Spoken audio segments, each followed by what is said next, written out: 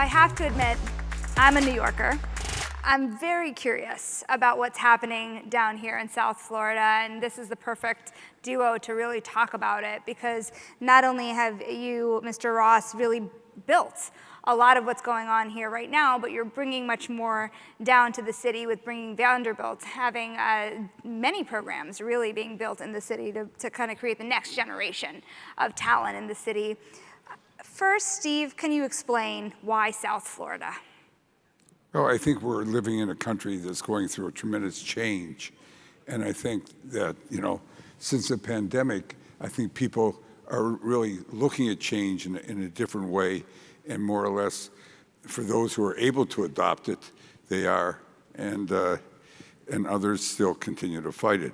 But when we looked at change, and I really started my career in New York, even though I'm from Florida, and spent over 50 years developing in New York.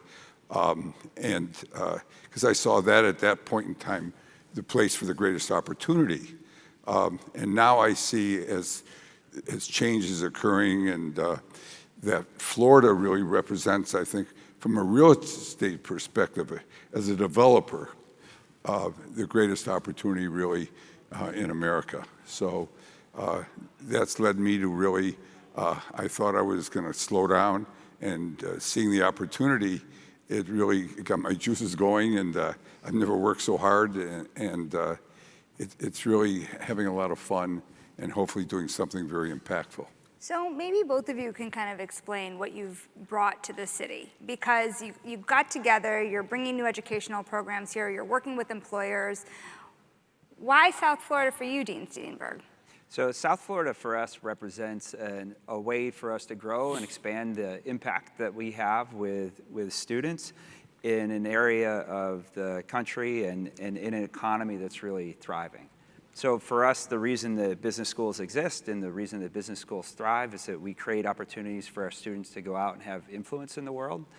And if you look at South Florida, it's an amazing time to be here in the finance industry with the hedge funds and private equity, the private wealth management that's down here, for us to contribute to that, and also for us to be in a part of the economy where there's great possibility of growth in tech and business expansion in that area as well.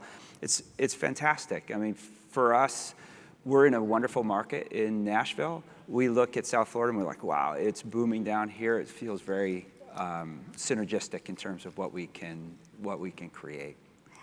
So what's the ambition here? I keep on hearing this term, Wall Street South. What does that mean, Steve? Well, I mean, in Palm Beach, and people have had second homes here and then seeing as the economic climate, the political climate have changed, and it is changing. A lot of those Wall Street people who didn't have to be in New York have really relocated here, or parts of their businesses they've located here because of the very favorable tax situation here. I mean, Florida is the best business state you could find, and the weather, and as things change, they're looking to put more and more of their businesses here. And so you've seen a lot of it happening both in Palm Beach, West Palm Beach, and Miami have really been the two beneficiaries of the impact of that change. I've been doing a little bit of a tour around the area. What you could see is Ken Griffin building a massive new office down in downtown Miami. You could see offices from Goldman Sachs, BlackRock, Apollo over in West Palm. What does this mean? Is this kind of a recreation? Is this a smaller New York that's happening, or is it something else entirely? Is it in rivalry?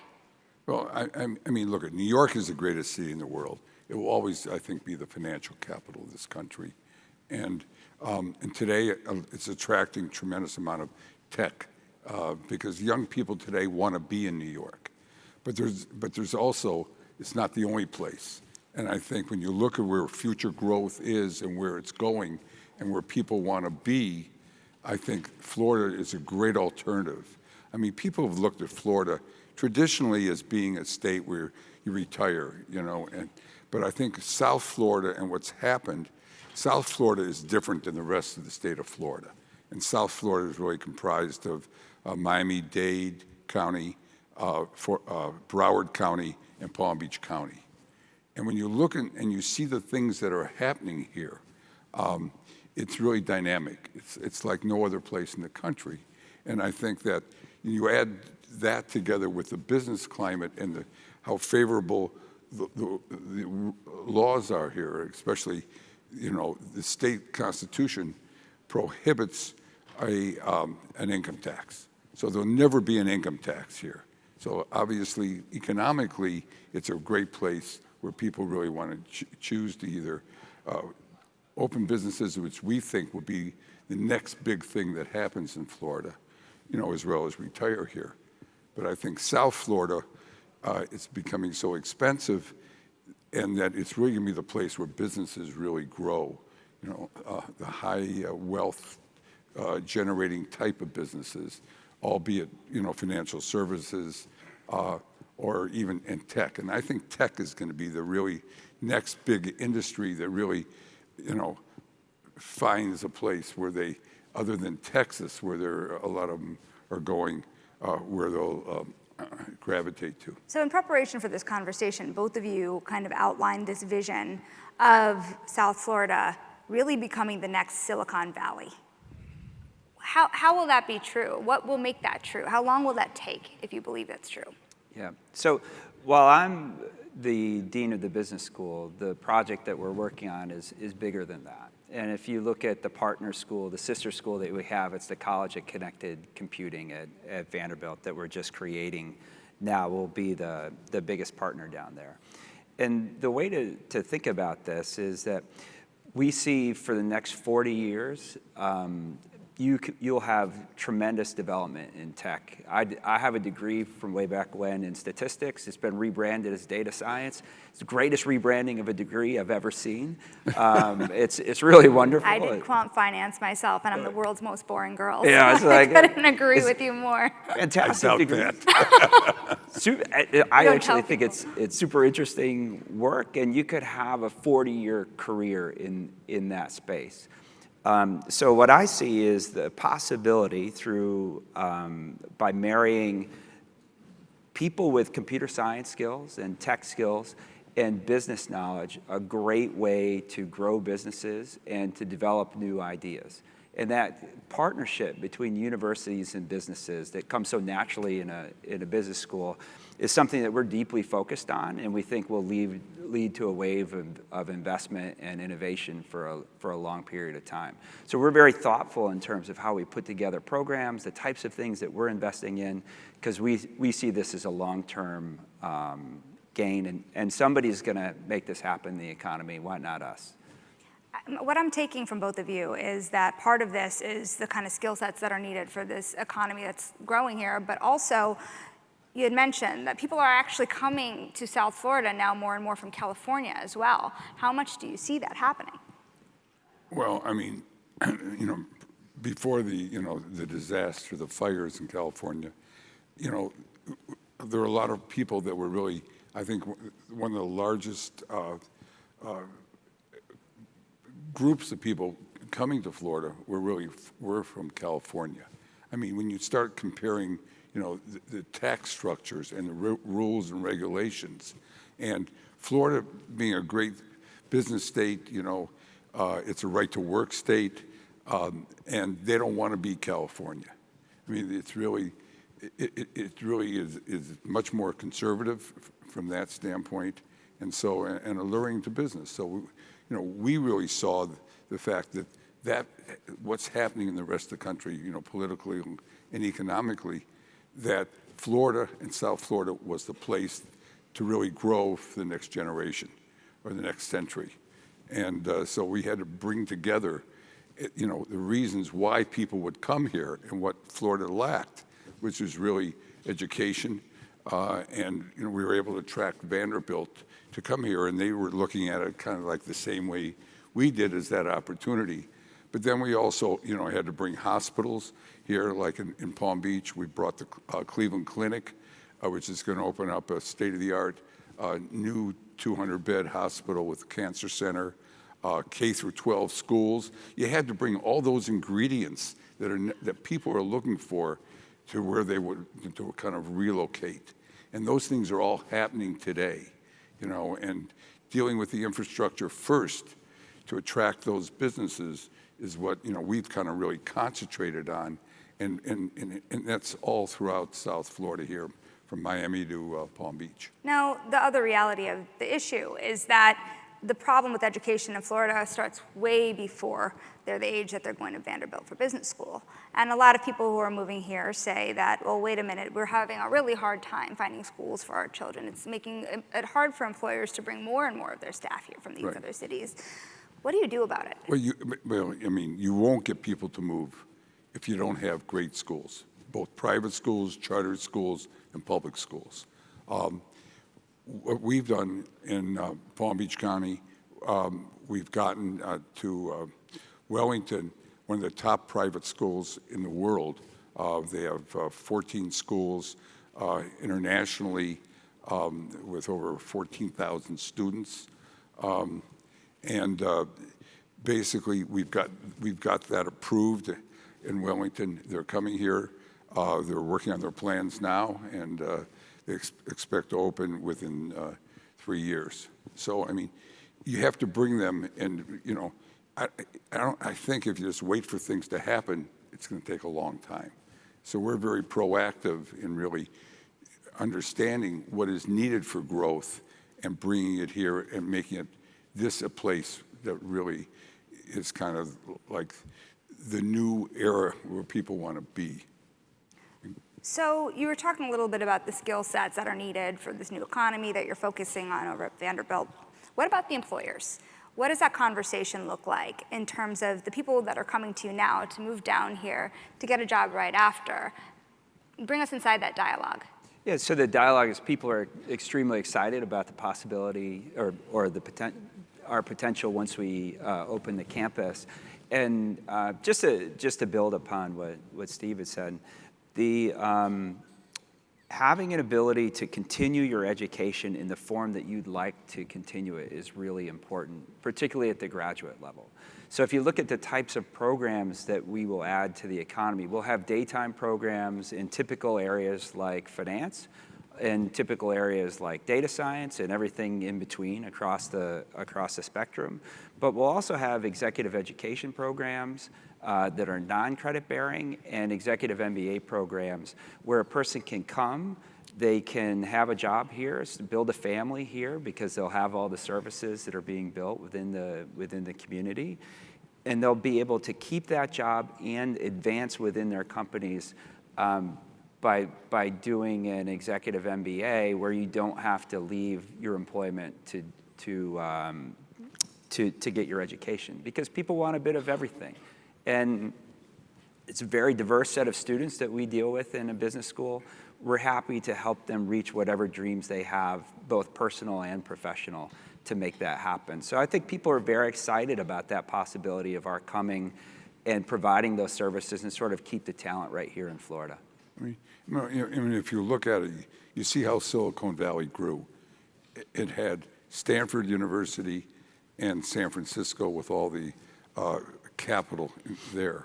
And really, that's what's happening here. Now there's a great university here, and I think you've never seen a place really grow and where people gravitate to without there being a great university. And I think Vanderbilt brings that to the area here, and will attract students. And also, there's a wealth of capital here to support those who want to start ups and things like that. So that's why we see the long-term future of what South Florida really will become. It's interesting, like as I was saying, as a New Yorker, I've heard that Wall Street South term a lot, but the Silicon Valley rivalry feels newer to me. And I'm wondering, Steve, what evidence do you have so far that this is already happening? Well, we're in conversations with a few, which I cannot name, and I hope that will happen very soon. Venture capitalists? No, tech firms. Tech firms. Tech is certainly not, small tech businesses have certainly relocated, to South Florida, Miami particularly, because it attracts young people. And, Miami is just one of the most exciting cities, in the world, actually. But I think right now, you have to have the infrastructure there if you're going to attract them. So I think that's what we're working on. We're now at that stage where we've got the basics all taken care of in terms of, hospitals, schools, and recreational facilities. We just built a golf club with 3 courses, 3 different designers, and we have over 600 members already. 2 courses of the 3 are open, and we're getting $800,000 of membership. So it shows you the demand is here, and over half the people are not from Florida, do not have a place here. So all the indications are that we're getting in that position where the next step would be corporations recognizing what's here, and the growth will really start. And people think that it's already saturated. I believe it's just starting. Well, speaking of saturation, one question I have for you is clearly you've been investing a lot in West Palm, throughout South Florida. Where next? What is kind of the next place that you would kind of put a stake in the ground in the area? I mean, we're in our infancy here. I mean, it's all South Florida. Miami, we're just getting started. We're getting started, I mean, it's a little late in life to say that, but it's, you look for opportunity. It keeps you alive and growing and trying to do something impactful. And I think it's here. I mean, the political leadership in this state is great, for business. So where else to that end? I mean, how big is this dream? Well, I mean, as a real estate developer, I think there's enough here. If you look at the land, and the change that's occurring in this country, it's a question, how much is that change going to happen? And I think we all believe it's really happening, in every single sector. So this is a big area, and we're talking about, and it's not going to happen all at one time. But I don't think I have to look too much further. At 84, I'm now looking, I think this is enough right here. Dean Steenburgh, you were talking about the business school and the programs that are being provided, but what about beyond that? Because my understanding is you're trying to build a number of programs here and expand in a number of areas. What type of people is that attracting from out of state into these programs? So we'll draw nationally and internationally for a student base to come here. I want to pick up a little bit on the investment and sort of like how we can, how we see this developing over time to attract students, to attract other people to the area. If you look at a university like Vanderbilt, we invest over $1 billion a year in basic research. There's huge dollars there. And then within that mission of the university, part of what we do is create businesses out of that. So you commercialize the technology that you create. By having the 2 campuses, the second campus in South Florida, basically what we're doing is we're opening up investment opportunities for other people who want to invest in our tech, and we create possibilities there. Like an incubator. So I have 12 unicorn founders that come just out of the Owen Graduate School of Management. So people have ideas. Sometimes they're in tech, sometimes they're in engineering, sometimes they're just health payer systems, business ideas that people have, and then they need investment within that. So what we'll be able to do, both for ideas that are created in Nashville and ideas that are created in West Palm Beach, is bring those ideas, those business ideas, to potential investors and help them grow. And we'd all grow together through that. I'm running an venture capital conference back at Vanderbilt early this spring. We're going to do the same thing down here and just expose people to these capital networks here. And it's fantastic for us because it's about expanding our reach. It's about funding.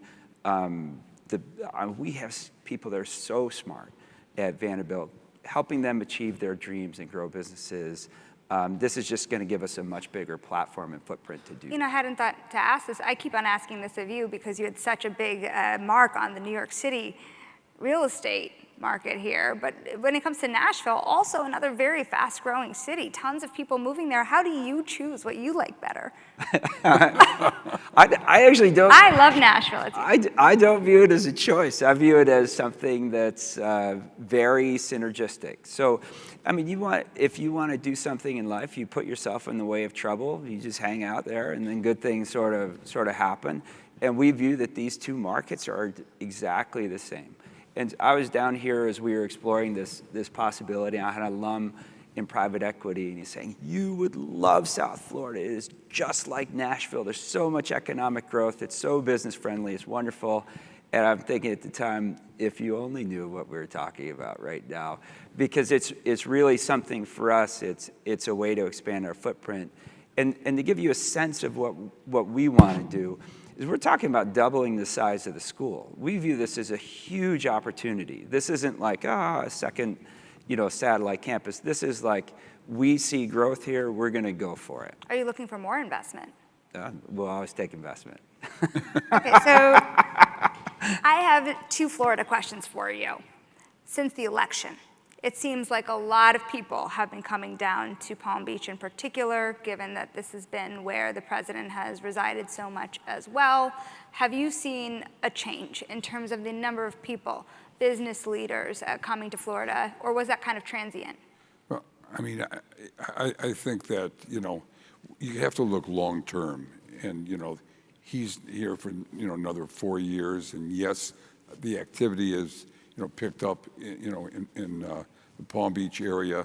I mean, a lot of people are coming for job interviews or, selections like that. People couldn't fly in this past weekend. Well, I mean, that's when when he's here, the airport's, it's impossible.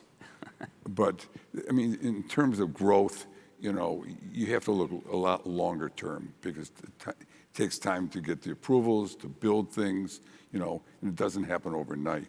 So, I mean, the impact of the president's, residence being in Palm Beach, I mean, that'll create a little activity over the next, 4 years. But when you look at it long term, you don't make your plans based on that at all. So it really has very little impact.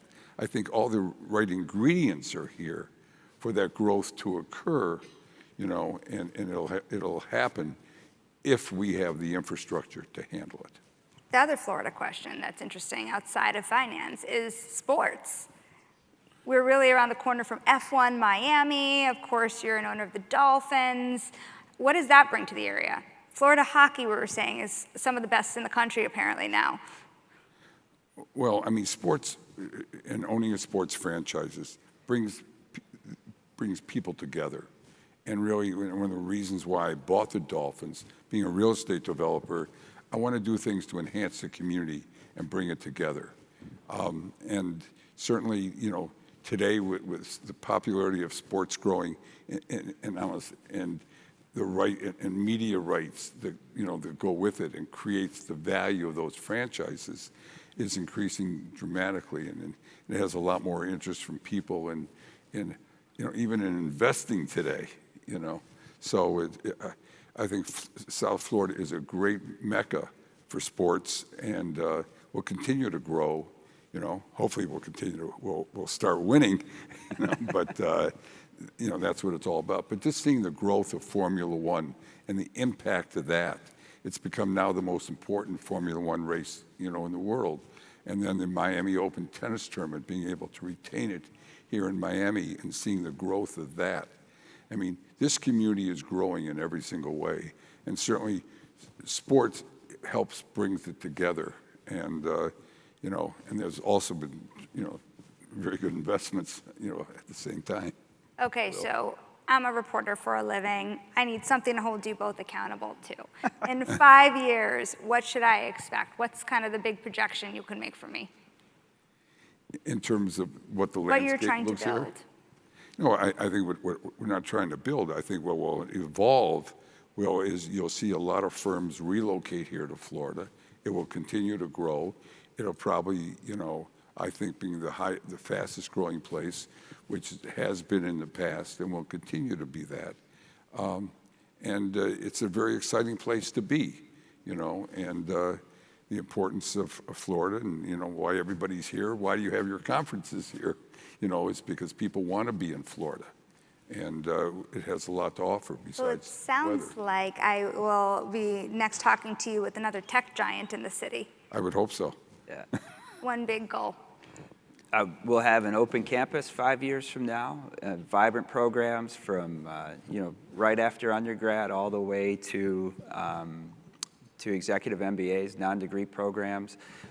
What I see is an opportunity to bring CEOs and influential people from around the world, expose them to young minds, and help them get the next generation started in their careers. We couldn't be happier to be part of that process. We're out of time, but we also wanted to do a shout out to the ultimate New Yorker that's in the audience today as well. Dan Doctoroff is here, and who is, of course, the former CEO of Bloomberg, so my former boss. And I'm sure we'll all be watching what you're building down here too, but I hope you do still love New York. I love New York. as long as that's still true, then we're okay. Thank you both so much for your time. Thank you.